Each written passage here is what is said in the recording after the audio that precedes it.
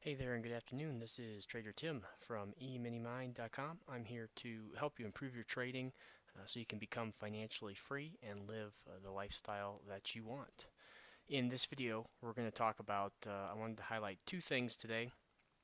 First, um, looking ahead, kind of thinking of your trading like a chess game where you're looking a couple steps ahead and how you can find trades that are a few steps ahead of where we're already at. And then the second thing is we're currently at the halfway back, the full high to low. And I want to talk about an opportunity to get in the swing trade for a potential move down to the larger halfway back long. So let's actually start there on the bigger time frame. So if you're looking to capitalize on an overnight time frame by swing trading, turning to a market like the SPY is a really great opportunity. I personally don't hold futures contracts overnight. There's a lot of added risk that's associated with that. So what I'm going to be looking to do here, we have this nice 3-day bounce that took us right up to the 50% short. I will simply look at a breakdown below the highest candle in the rally. So currently it's today's candle. So tomorrow, if we move below today's low, which in the SPY is a 282.57, then I'll look to execute my short position there and then put my stop above the candle's high that you're using as your signal bar. So currently that's today's candle. If we were to go higher tomorrow, let's say we don't break today's low, then once Friday's candles close, Monday we can look at shorting below the low of Friday's bar. So if we move higher tomorrow, then there won't be an entry into a short.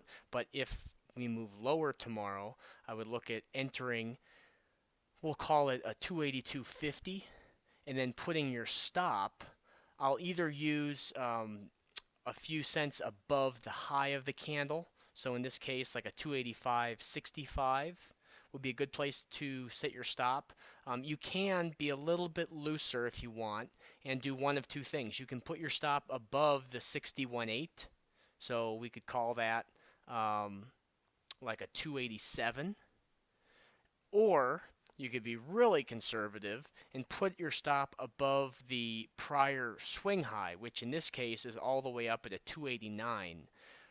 Regardless of which stop placement you use, you want to be sure to calculate that distance. So if we're looking at 282.50 as the entry and we put a stop at 287.50, well, it's $5 between our entry and our stop.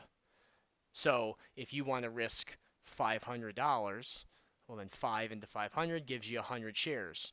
If you put your stop, so if the entry is 282.50 and you put your stop at let's just say 285.50, well now your stop, that distance is only $3. So you could, buying that same 100 shares, you'd only be risking $300. So look at it from the risk perspective, calculate the distance between the entry and your stop, and divide that into the dollar amount that you want to risk. And that is the way I get the number of shares.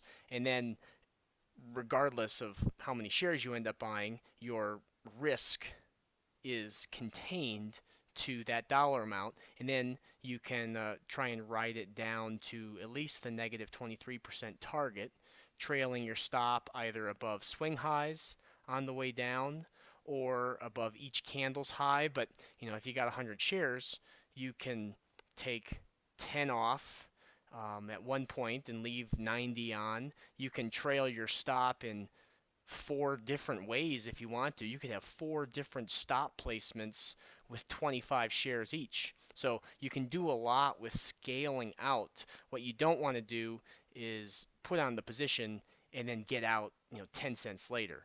You want to look at, if you're risking $5 the distance between your entry and your stop, if that starting point is $5, then you want to shoot for at least a profit of $15, trying to get to that 3 to 1 at least as your target. And if the thing runs away from you, even if you're scaling out, catching a $30 move, even if you only have 25 shares left at the time, that's still a decent move. So you can adjust your size based on your risk tolerance. So that's the way you can use the SPY to capitalize on some of these swing trades that have been happening. There's definitely been a lack of intraday trades I've been seeing, and part of that is with so many of these gaps happening. This week has been a lot better, but the last couple of weeks have been kind of blah. So then the next thing I want to talk about is, if I'm looking at the chart, the intraday chart, and like today, for example, we opened up, we moved higher, and then we sold off all within like the first 15 minutes. And then we went into this really messy chop zone, and rather than try and chase the market in the direction that it's going, like let's say we drew a box around this consolidation area and said, okay, this is pretty messy in here.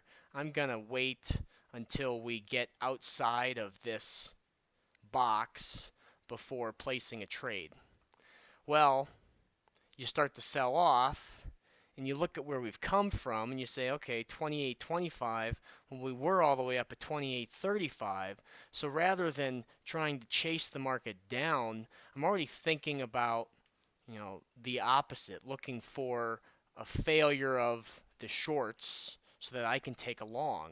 And so what I do is I come in here and I just keep following along with the shorts, drawing up the retracement setups, like one here, then we come down, we've got one here, and we come down again, and here we have a failure where the market rallies and breaks through the 61.8. Up until that point, all of these retracements have been clean and holding, trading at the 50 and then selling off. So rather than try and chase these down, waiting for one to break, so here we break the 61.8. We had a little swing high back here, which broke, which is a good sign, and we're at the bottom of the first 30-minute range. And typically, if we just dip below the first 30-minute low and then come back into it, there's a good chance that we're going to get, a rally, if not all the way to the top of the first 30-minute range, at least a good portion of the way there.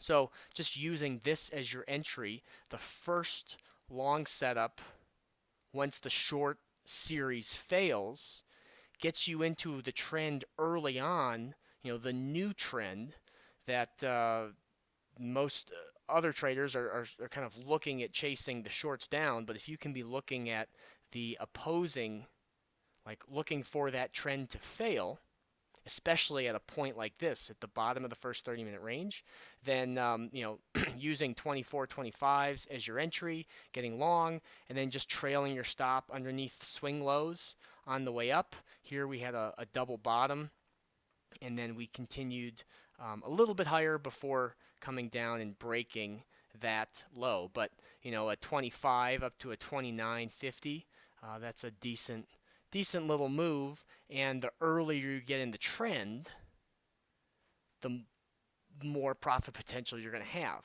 So that's how I look at, if I'm not in a trade early, sometimes it's better to pass on these, third and fourth setups and wait for the setup to break in the series of that trend, and then look to get in the very next trade in the new trend, in this case in the uptrend. So that's how I kind of think a couple steps ahead, as well as use the SPY to capitalize on the swing trading move.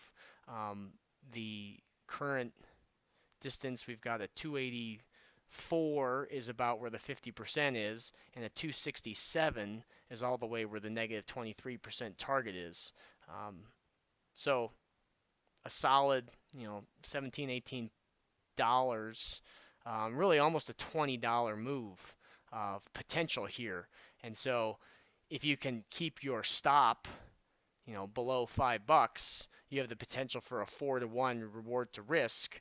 And even if you're only risking, a couple $100, swing trading is a very good way to be a little bit more hands off, but still be able to capitalize on some of these bigger moves. So I hope that was helpful. I posted a webinar that I did on Tuesday on the homepage, all about trail stops. So you can check that video out. And if you have any questions, you can always shoot me an email directly, tim@eminimind.com. Thanks everyone, and have a great weekend.